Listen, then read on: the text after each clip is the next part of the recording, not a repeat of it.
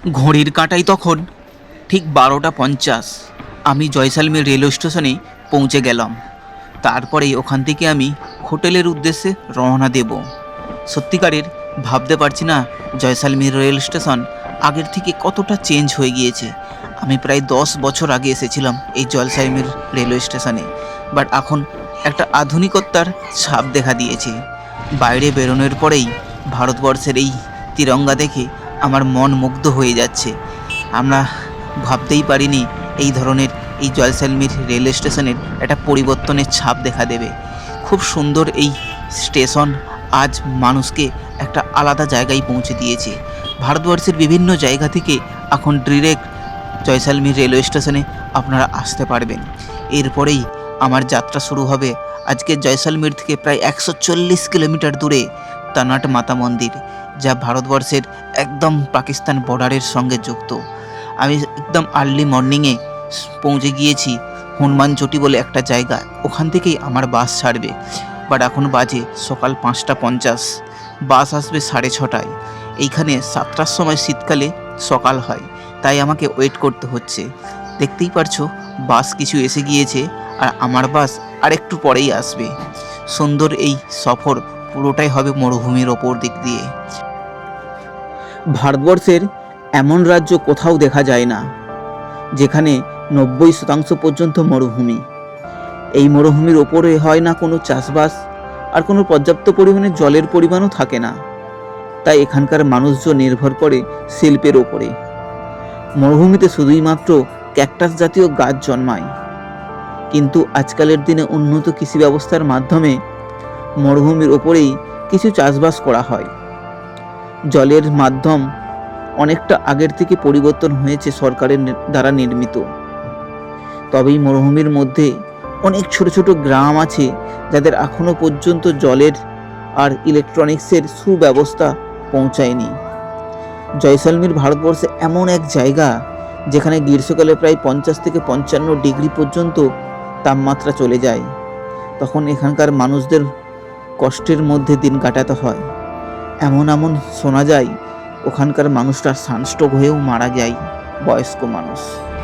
জয়সালমীর এমন একটা সিটি যেখানে লোকবসতি খুবই কম, তাই সরকার থেকে এখানে নির্মিত হাওয়া বিদ্যুতের মাধ্যমে ইলেকট্রিসিটি উৎপাদন করা হয়, যেটা পুরো জয়সালমীর সিটিকে ছোট ছোট গ্রামে পর্যাপ্ত পরিমাণে এখনও পর্যন্ত ইলেকট্রিসিটি পৌঁছায়নি, কারণ এইখানে মানুষজনের তুলনায় জায়গা অনেক বেশি। সেই জন্যেই মাঝে মাঝেই এখানে 2 থেকে 3 দিন পর্যন্ত লোডশেডিং তৈরি হয়। এইখানে সবচেয়ে প্রবলেম বেশি হয় গ্রীষ্মকালে, যেটা হচ্ছে এপ্রিল মাস থেকে আপ টু জুলাই মাস পর্যন্ত টেম্পারেচার থাকে 45 ডিগ্রির কাছাকাছি। প্রায় 3 ঘন্টা সফর করার পরে আমরা পৌঁছে গিয়েছি রামগড় বলে একটা জায়গা, যেখানে বাস আমাদের কিছু আধ ঘন্টার জন্য ব্রেকফাস্ট দিয়েছে। এরপরে এখনও প্রায় 80 কিলোমিটার আমাদেরকে অতিক্রম করতে হবে, প্রায় 2 ঘন্টা টাইম লাগবে। তাই এই শহরটা ছোট্ট একটা শহর যেটার নাম রামগড়। এইখান থেকেই বিভিন্ন জায়গার ছোট ছোট গ্রামে যাতায়াত করে। যেতে যেতে আমরা দেখতে পেলাম এই মরুভূমির ওপরেই সুন্দরভাবে কৃষিকাজ করা হয়েছে, যেটা আধুনিক কৃষিকাজ হিসেবে পরিচিত। এইখানে ওইভাবেই চাষবাস করা হয় যে সমস্ত চাষবাসের ক্ষেত্রে জলের প্রয়োজন অনেকটাই কম, যেখানে একবার মাত্র জল প্রয়োগ করলে সেই চাষবাস করা যায়। এই ধরনেরই এইখানে চাষবাস করা হয়, তোমরা দেখতে পারছো। কারণ এইখানে রাজস্থানে শুধুই মরুভূমি, বালি আর বালি। এখানে জল দিলেও সেই জল ধরে রাখা যায় না, পুরোটাই নিচে নেমে যায়। তানোট মাতা মন্দির থেকে প্রায় 10 কিলোমিটার আগে এক হনুমান মন্দির আসে।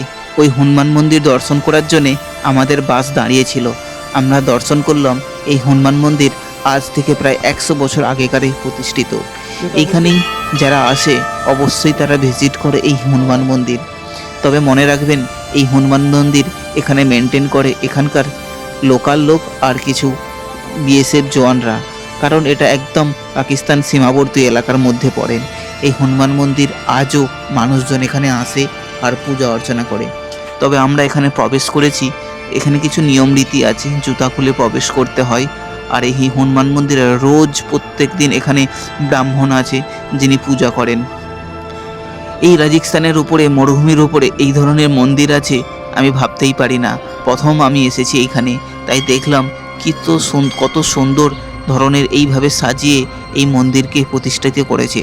আর রোজ এখানকার মানুষরা আসে আর দর্শন করে। দেখতেই পাচ্ছ আমাদের বাসে প্রায় 30 থেকে 35 জন যাত্রী ছিল, সবাই এখানে এসে এই হনুমান মন্দির দর্শন করছে। আর আমারও ভালো লেগেছে।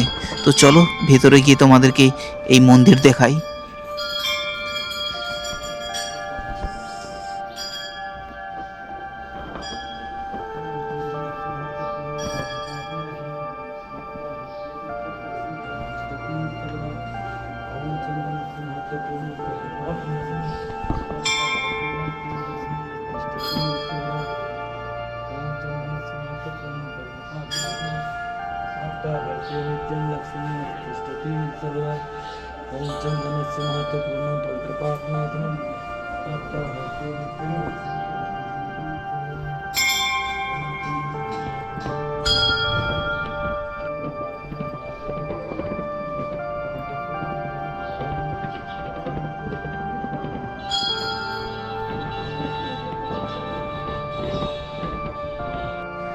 প্রায় 4 ঘন্টা বাস সফর করার পরে আমি একদম পৌঁছে গিয়েছি মাতা টানাথ দেবী মন্দিরে।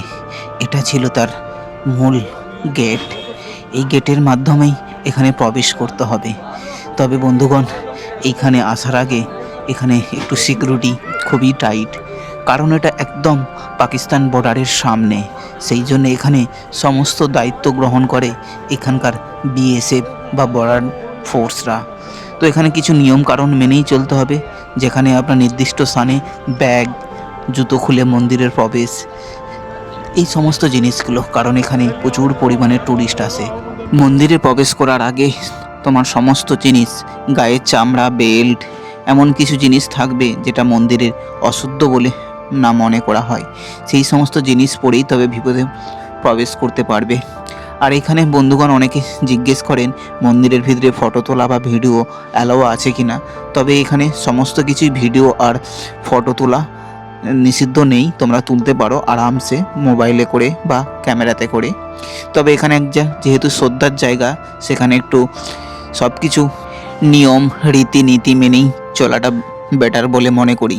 আর তোমাদেরকেও বলি, যখন আসবে অবশ্যই মনের শ্রদ্ধা নিয়ে আসবে।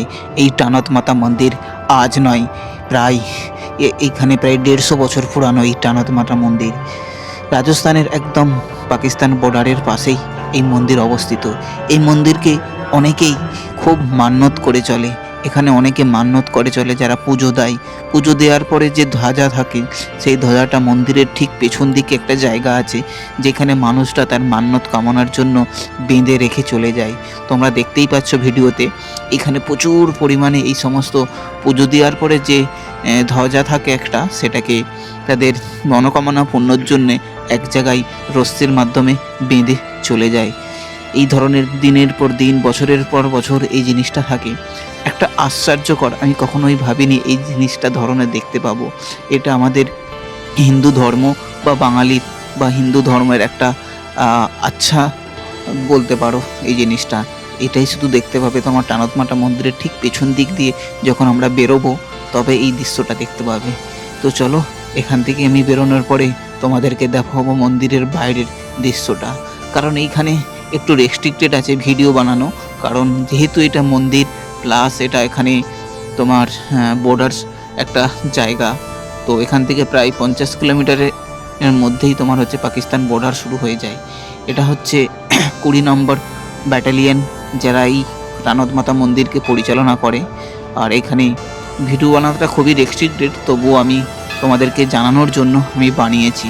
খুব সুন্দর, পরিষ্কার, পরিচ্ছন্ন। আর এখানে প্রত্যেক দিন সকালবেলা 6টার সময় আর সন্ধ্যাবেলা 6টার সময় আরতি হয়। এই আরতি দেখার জন্য মানুষ দূর দূর থেকে আসে। আর এটা ছিল ওয়ার মেমোরিয়াল, যেখানে জওয়ানদেরকে মারা যাওয়ার পর শ্রদ্ধা জানানো হয়। 1971 সালে জয়সালমীরে ব্যাটেল হয়েছিল ইন্ডিয়া পাকিস্তানের সৈন্যদের সঙ্গে।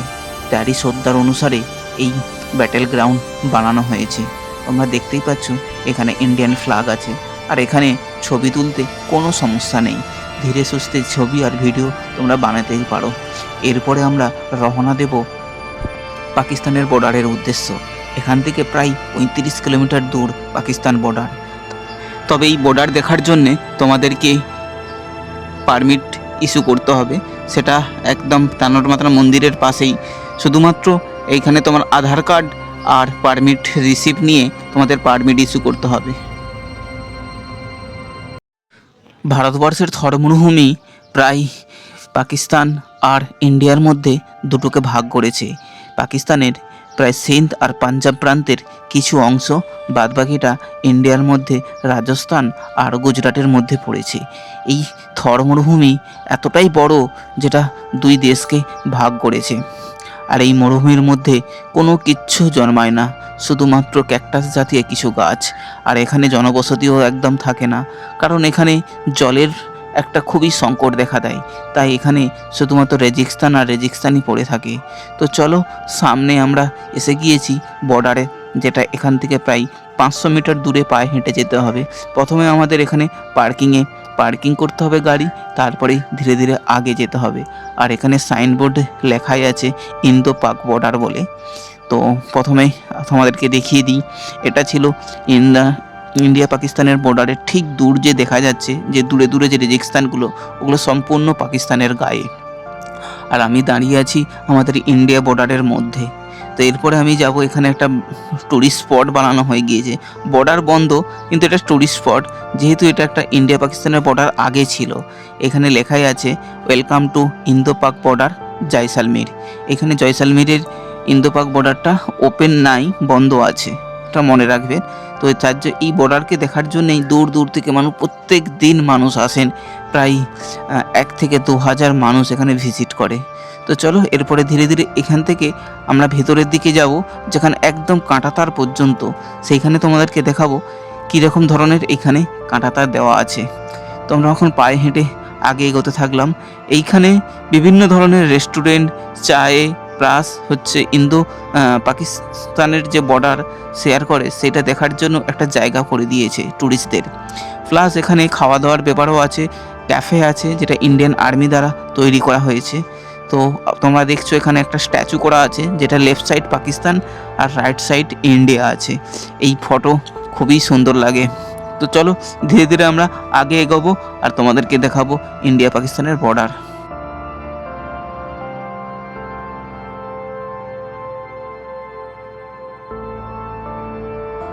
এখানে কিন্তু খুবই একটু রেস্ট্রিক্টেড, এখানে ভিডিও ক্যামেরা অ্যালাউ নেই, শুধুমাত্র তোমরা মোবাইলের মাধ্যমে ভিডিও বা ফটো শ্যুট করতে পারো।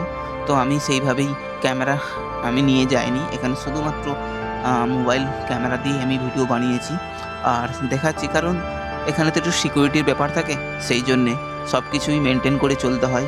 তো বন্ধুগণ, দূর দূর থেকে যতগুলো দেখাতে পাচ্ছ একদম এন্ড পর্যন্ত, ওখান থেকে কিন্তু পাকিস্তান বর্ডার শুরু হয়ে গিয়েছে। আর পাকিস্তান বর্ডারে কোনো রকম কোনো কিছু থাকে না। এই দেখো কাঁটাতার, এই কাঁটাতারটা হচ্ছে আমার শুধুমাত্র ইন্ডিয়ান ট্যুরিস্টদের জন্য, কিন্তু ভেতরে আরও 100 মিটার পর্যন্ত তোমরা যেতে পারো, যেটা বিএসএফ মানা করেছে। সামনে আমাদের ইন্ডিয়ান ফ্ল্যাগ চলছে, ওইখানে আমাদের চেক পোস্ট আছে বা পোস্ট আছে, ওখান থেকে সমস্ত নজরদারি করা হয়, যেহেতু ট্যুরিস্ট আর আগে এগোতে পারবে না। এই ধরনেরই কাঁটাতার আগে আরও আছে, প্রায় 500 মিটার যেতে হবে। তবে সেইখানে তোমার হচ্ছে এই ধরনের নেই, প্রায় 10 ফুট ওপর পর্যন্ত একদম করা আছে, কাঁটাতার দেওয়া আছে। সেইভাবে ওটা আমি দেখাতে পারছি না, কারণ এইখানে তো ওইভাবে দেখানোও যায় না। তো চলো, দেখতেই পাচ্ছ কত ট্যুরিস্ট এসেছে আর কতটা এটা ইন্টারেস্টিং একটা ট্যুরিস্ট স্পট তৈরি করে দিয়েছে ইন্ডো পাকিস্তান বর্ডার। কিন্তু এই বর্ডারটা ওপেন নয়, এখন বন্ধ আছে। তো চলো, ধীরে ধীরে আমি এখান থেকে বেরিয়ে যাব। এই লেফট রাইটটা পুরোটাই পাকিস্তান, ওই দিকটা সামনে চলে গেলে, কিন্তু ওখানে যাওয়া একটু রেস্ট্রিক্টেড আছে। এখানে ক্যামেরা আছে, বিএসএফ জওয়ানরা আছে, তোমাদেরকে বাধার সৃষ্টি করতে পারবে। তো চলো, আবার এখান থেকে আমরা ফেরত যাব, তারপর তোমাদেরকে। তো বন্ধুগণ, তোমরা যে দেখছো এই ধরনেরই কাঁটাতার আরও ভালো করে, মোটামুটি এটা 1 লেয়ার হয়েছে। এইভাবে লেয়ার প্রায় 3 থেকে 4 ধরনের লেয়ার থাকে, যেটা ইন্ডিয়া পাকিস্তান বর্ডারকে ভাগ করেছে। পাকিস্তান থেকে যে সমস্ত শত্রু আসে, এই লেয়ারকে কেটেই অনেক সময় ভিতরে ঢুকে পড়ে। এই লেয়ারকে মজবুত করার জন্য ইন্ডিয়ান সরকার অনেক চেষ্টা করছে শত্রুকে আক্রমণ থেকে প্রতিহত করার জন্য। তো চলো এখন আমরা এখান থেকে বেরিয়ে যাই। জয় হিন্দ, জয় ভারত।